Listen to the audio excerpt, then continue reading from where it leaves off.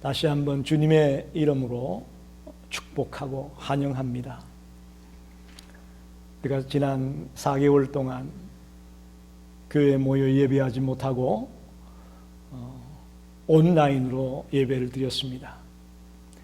그래도 여러분이 잘 따라와 주시고 그 동영상을 통해 철저히 예배 드려 주셔서 참 감사합니다. 저는 이번 기회에 주일날 주님 전에 나와서 예배한다는 것이 이게 엄청난 축복이구나 하는 것을 새삼 깨달았습니다. 아마 여러분도 마찬가지일 겁니다. 교회에 가고 싶고 예배 드리고 싶고 했는데 못 나오시니까 얼마나 답답하셨어요. 여러분, 이게 축복이에요. 우리가 이렇게 주님 앞에 나와서 마음껏 찬양하고 기도하고 예배할 수 있다는 것이 축복임을 다시 한번 깨닫게 됩니다. 베드로전서의 주제가 고난 가운데서 소망을 가져야 된다 라는 것이라고 말씀을 드렸습니다. 그렇게 볼 때에 이 베드로전서의 본론이 어디냐, 오늘부터 시작되는 3장 13절에서 5장 11절까지가 베드로전서의 본론 부분입니다. 즉 고난 가운데서도 소망을 가지고 그 고난을 이겨내라 라는 그 본론적인 부분에 해당이 됩니다. 물론 베드로가 이 글을 쓸 당시에 초대교회 교인들은 네로 황제의 핍박을 통한 고난이었습니다. 오늘날 우리들은 그런 고난은 당하지 않겠죠. 모르겠습니다. 북한이나 중국 같은 곳에서는 지금도 여전히 그런 고난이 있을지 모르겠습니다만은 우리 미국에 사는 우리들에게는 황제에게 핍박을 당하는 것 같은 그런 고난은 없습니다. 그렇지만 여전히 우리 주변에는 다양한 고난이 우리를 엄습하고 있습니다. 여러 가지 개개인마다 색다른 그런 고난과 핍박과 어려움들이 도사리고 있습니다. 그래서 오늘 본문 말씀을 통해서 고난을 대하는 우리 성도들의 태도가 어떠해야 될까? 고난을 맞이하게 될 때 과연 우리가 어떻게 해야 될까? 하는 것을 좀 생각해 보고 싶습니다. 첫째로 고난을 당하는 이유를 좀 생각해 보려고 합니다. 우리는 이런 생각을 하게 되죠. 내가 하나님의 자녀가 됐는데, 예수 믿는 자가 됐는데 왜 나에게 이런 고난이 오지? 내가 예수 믿기 전에는 몰랐지만 예수 믿는 자가 되었음에도 왜 나에게 이런 고난이 오지? 하고 반문하게 되죠. 그러나 성경을 보면 예수 믿는다고 고난이 없다고 말하지 않습니다. 여러분, 성경을 정확하게 보셔야 됩니다. 예수 믿기만 하면 고난이 사라진다고 성경 어디에도 말하지 않습니다. 우리가 하나님의 자녀가 되어도 여전히 우리에게 고난이 있습니다. 저는 오늘 고난을 당하는 이유를 5가지로 말씀을 드리고 싶어요. 첫째는 형벌로서의 고난이 있습니다. 무슨 얘기냐면 창세기에 보게 되면 하나님이 우리 인간을 창조하셨는데 복된 상태로 창조하셨습니다. 좋았더라, 심히 좋았더라. 우리 인간을 지어놓고 그렇게 하나님은 좋아하실 만큼 복된 상태로 지음받은 존재입니다. 그런데 안타깝게도 하나님과의 약속을 깨뜨리고 선악과를 따먹게 되면서 죄가 이 땅에 들어오게 되죠. 그래서 영적으로는 죽게 되어지고 육체적으로도 죽음이 찾아옵니다. 질병이 찾아옵니다. 고통이 찾아오는 그런 비참한 존재로 전락이 되어졌음을 보게 됩니다. 이게 형벌로서의 고난이 우리에게 주어짐을 말하고 있습니다. 두 번째는 징계로서의 고난이 있습니다.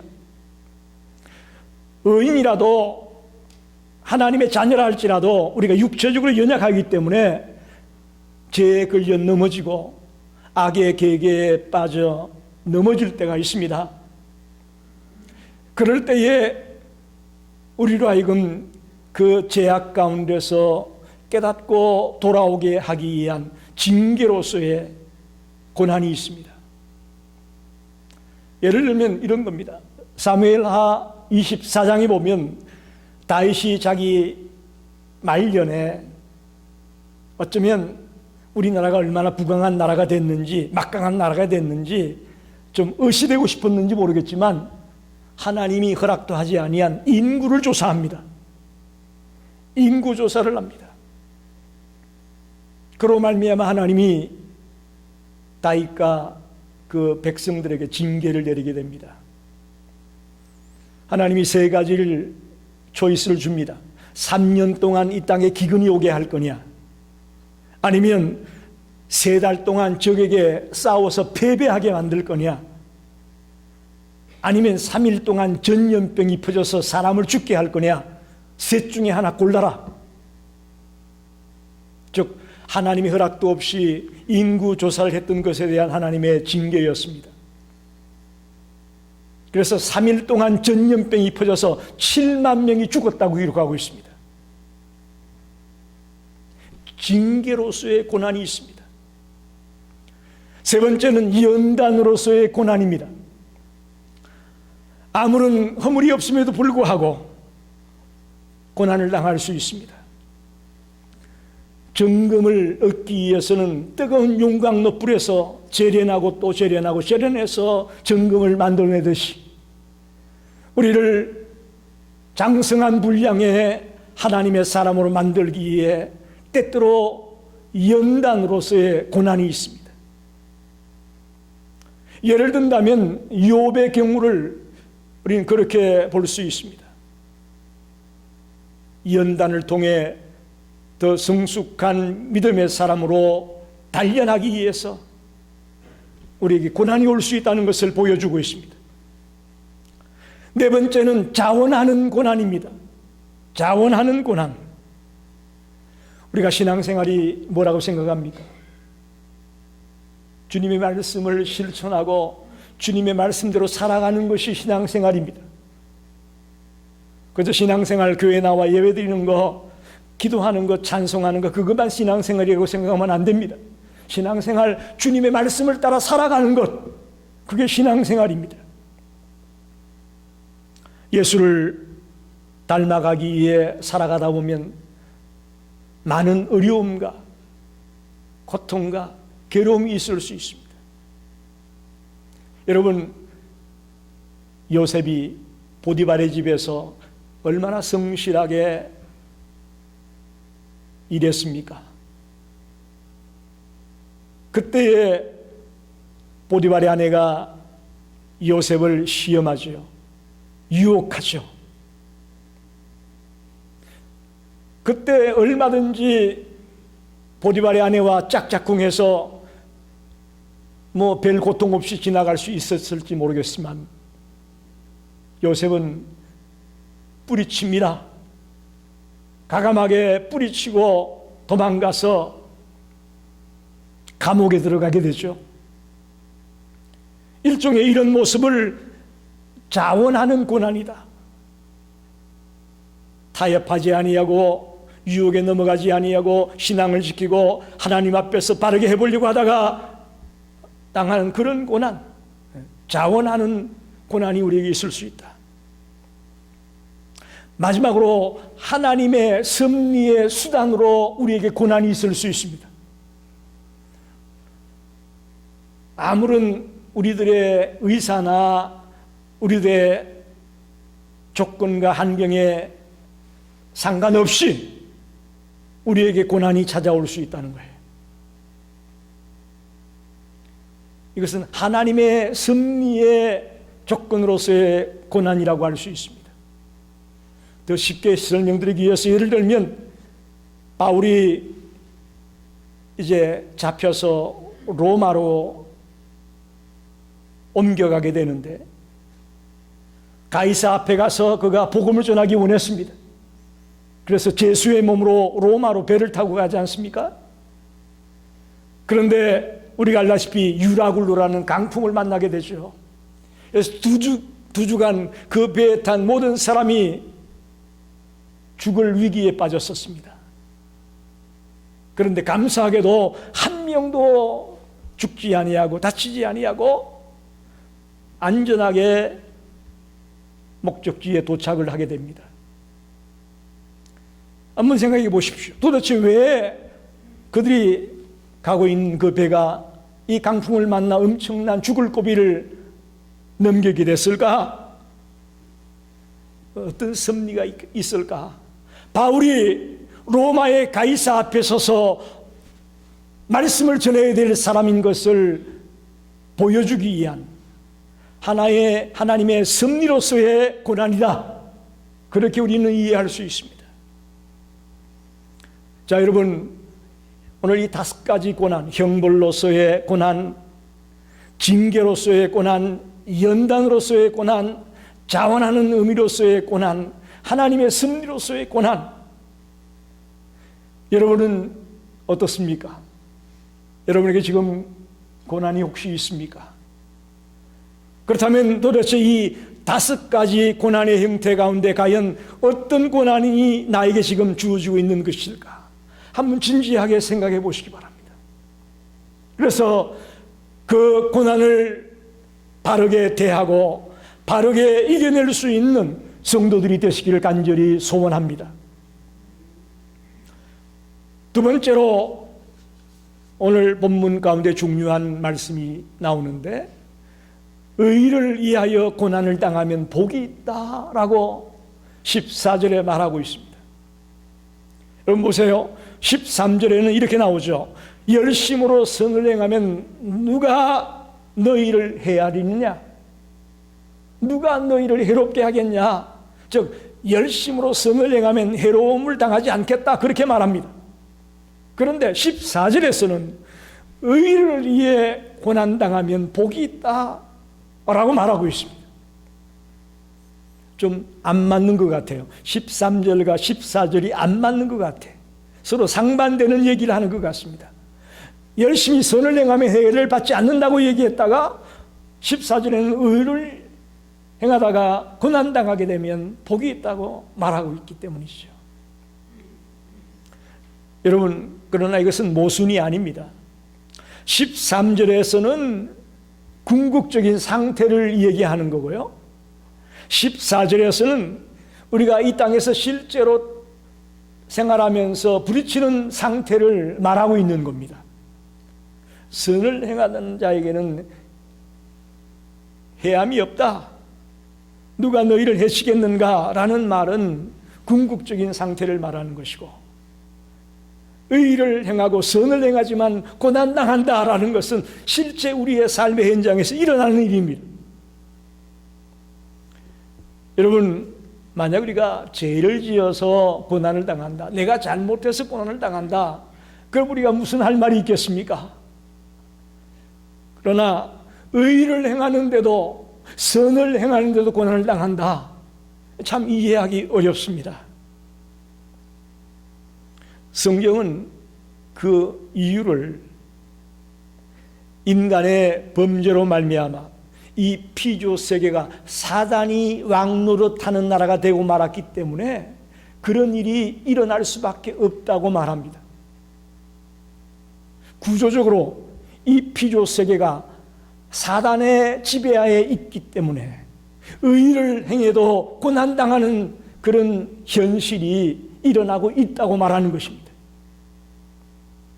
여러분, 항상 의인은 승리하고 악인은 실패하고 망한다 그러면 우리가 이해가 되겠지만, 실제 우리의 삶의 현장에 가보면 그렇지가 않지 않습니까?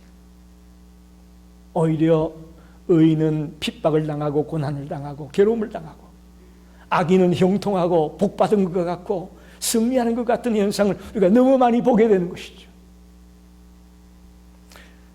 여러분, 예수님이 예루살렘에 들어가서 성전을 정결케 하죠. 장사치들을 몰아내고 성전을 정결케 하는 일을 행하십니다. 그리고는 그는 조금 있다가 십자가에서 죽고 맙니다. 빌립보에서 바울이 점치는 여인을 고쳐줍니다. 그런데 그 점치는 여인 뒤에는 주인이 있어요. 주인이 그 여인을 이용해서 돈을 버는 거죠. 그런데 바울이 그 점치는 여인을 예수의 이름으로 치료하고 구원받게 합니다. 그것 때문에 어떻게 되죠? 빌립보의 감옥에 갇히게 됩니다. 옥에 갇히게 됩니다. 여러분, 예수님도 바울도 의를 행하다가 고난을 당합니다. 선을 행하다가 고통을 당합니다. 핍박을 받았습니다. 우리는 이런 일을 만나게 되면 왜 이렇게 세상이 부조리한가? 왜 의로운 자들이, 선을 행한 자들이 고통 가운데 지내야 되고 괴로움 가운데 지내고, 악을 행하고 갖가지 범죄를 일삼는 사람들은 아주 행복하게 편안하게 살고, 이런 부조리가 어디 있냐? 우리 불평하게 되죠. 여러분, 그러나 불평하지 마십시오. 오히려 의를 위해 고난당하는 것이 복이라고 성경은 말씀합니다. 주님 앞에서 신실하게 살다가 고난받을 때에 기뻐하며 감사하며 용기를 내기를 바랍니다. 의를 위하여 핍박받는 자에게 하나님의 상급이 있다고 말씀합니다. 이제 뒤에 보게 될 베드로전서 4장 14절에 보니까 너희가 그리스도 이름으로 치욕을 받으면 복이 있다, 그리스도 이름으로 욕을 먹게 되면 복이 있다고 말하고 있습니다. 우리가 이 땅을 살아가면서 고난과 축복에 대한 정확한 이해를 가지고 있어야 됩니다. 축복이 뭐냐? 아무런 고난도 없고 또 악행을 행하고도 형통하게 지내고 그런 걸 축복이라고 생각하는 사람들이 세상 사람들은 많이 있습니다. 그러나 성경에서 말하는 최고의 축복은 의를 행하다가, 선을 행하다가 고난 받는 것이 최고의 축복이라고 말하고 있습니다. 저와 여러분이 오늘 이 말씀을 통해 의를 위해 고난 속에 들어갈지라도, 핍박 가운데 들어갈지라도 그것이 최고의 복이고 최고의 기쁨의 순간이 될 수 있다는 것을 확신하고 돌아가시기를 간절히 부탁드립니다. 마지막으로 18절에서 22절은 그리스도의 모범을 우리에게 보여주고 있습니다. 예수님을 본받으라는 것입니다. 18절에 보니까 그리스도께서도 단번에 죄를 위하여 죽으사 의인으로서 불의한 자를 대신하셨다라고 되어 있습니다. 주님은 한 점의 죄도 없으신 분임에도 불구하고 고난당하시고 모욕당하시고 십자가에서 돌아가셨습니다. 그야말로 죄인들을 위해 의로운 고난을 받으신 분입니다. 우리는 그리스도를 따르는 자로서 정말 주님과 같이 의를 위해 고난을 감내해낼 수 있는 그런 성숙한 자녀들이 되기를 원합니다. 그런데 이게 쉽지가 않아요. 말은 참 좋아 보이는데 예수님처럼 의를 위해 고난을 감내한다, 이게 쉬운 게 아닙니다. 교인들로부터 괴롭힘을 당하던 목사님이 계셨습니다. 그래서 이 목사님이 감독을 찾아갔어요. 사임하려고 감독을 찾아갔어요. 그러자 감독이 묻습니다. 그들이 당신에게 침을 뱉던가요? 아니요. 또 감독이 묻습니다. 그렇다면 그들이 당신의 옷을 벗기고 조롱하고 때리던가요? 아니요. 절대 그 정도는 아니에요. 그러자 또 감독이 묻습니다. 그러면 그들이 당신에게 채찍질하고 가시관을 씌우고 말을 이어가려고 하니까 감독을 찾아갔던 목사가 고개를 떨구며 말합니다. 아닙니다. 저의 괴로움은 예수님과 절대 비교도 할 수가 없습니다. 잘 알겠습니다. 제가 다시 용기를 내서 목회를 하겠습니다. 라고 답변을 하고 돌아왔다는 겁니다. 여러분, 이 예화가 우리에게 주는 의미가 뭡니까? 저와 여러분이 어려움 당한다, 고난 당한다 하는 말이요, 예수님과 비교해 보면 비교도 안 됩니다. 말이 안 됩니다. 그런데 우리는 조금만 어려워도, 조금만 힘들어도 얼마나 불평이 많고 얼마나 원망이 많습니까? 저와 여러분이 고난을 당하게 될 때에 이 예수님을 바라보십시오. 아무런 죄가 없는 그분이 나의 죄 때문에 고통과 고난과 모욕과 그 말할 수 없는 수모를 당하면서도 십자가를 지며 가셨던 그 주님의 모습을 한번 바라보십시오. 그럴 때 우리는 고난을 극복해내고 고난을 이겨낼 수 있는 자가 된다고 저는 믿습니다. 너무나 많은 경우에 고난당하게 되면 주님을 바라보지 못하고 세상을 바라봅니다. 여러분 어떻습니까? 고난당할 때에 자꾸 옆에 사람을 바라보게 되고 주변 사람을 바라보게 됩니다. 그러다 보니까 고난 가운데서 우리는 패배자가 되고 실패자가 되고 맙니다. 원망이 나가고 불평이 나가기 일쑤입니다. 오히려 고난당하셨던 그 예수님을 바라본다면 우리는 이겨낼 수 있는 용기가 생기고 담대함이 생길 수 있다고 믿습니다.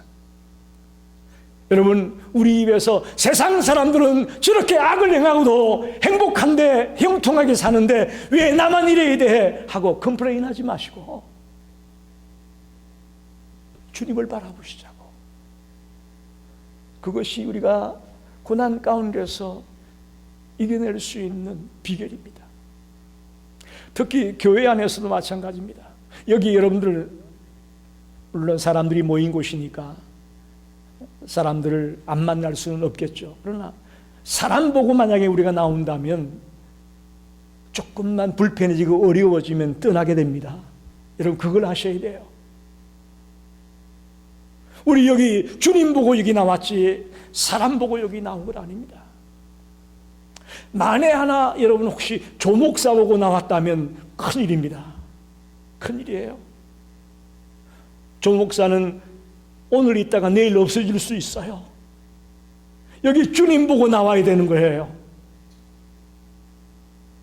그게 안 되니까 우리가 고난당할 때 불평이 나가고 원망이 나가고 그러면서 합리화하죠. 아, 그 교회 가니까 아무개 꼴 보기 싫어. 내가 교회 가기 싫어. 입 싹 닫고 합리화시키면서 다른 교회 가는 게 아주 쉬워요. 여러분, 우리 사람 보고 나오는 거 아닙니다. 목사 보고 나오는 거 아니에요. 주님 보고 나와야 돼요. 그래서 고난의 모범이 되었던 예수 그리스도를 바라보면서 우리가 살아가면서 당하는 여러 가지 고난들을 넉넉히 이겨내는 성도가 되기를 당부합니다. 말씀을 정리합니다. 저는 오늘 이 말씀을 준비하면서 스머나 교회 감독이었던 폴리캅 감독이 생각이 났습니다. 그분의 얘기 여러분 많이 들어보셨죠? 박해하는 자들이, 핍박자들이 폴리캅을 찾아왔습니다. 만약에 당신이 예수를 비난하면 살려주겠다. 그러나 예수를 비난하지 않겠다고 하고 끝까지 믿겠다고 하면 너를 불에 태워 죽이겠다. 그때 폴리캅이 이렇게 말합니다. 여러분, 나는 86년 동안 주님을 섬겨왔습니다. 그러나 단 한 번도 주님은 나를 버린 적이 없습니다. 그런데 내가 나의 왕, 나의 구세주 되신 주님을 어떻게 비난하고 어떻게 버릴 수가 있습니까? 나를 불에 태워 죽이십시오. 이게 폴리캅 감독의 고백이었습니다. 여러분, 우리가 악을 행하고 범죄하다가 고난당한다면 그건 할 말이 없습니다. 내가 어리석어서, 내가 미련해서, 내가 잘못해서 고난당하는 것, 그건 우리가 할 말이 없습니다. 그러나 의를 행하다가, 선을 행하다가, 바르게 달려가려고 하다가 고난당할 수 있습니다. 그때 세상을 바라보면 우리가 실망해요. 주님을 바라보면 그 고난을 이겨낼 수가 있습니다. 아멘입니다. 여러분에게 당부합니다. 저와 여러분이 이 험난한 세상을 살아가다가 의를 위해 고난을 당하는 것이 복이라는 사실을 기억하고 그 순간에 주님을 바라보면서 이겨낼 수 있기를 간절히 축원합니다. 기도하겠습니다.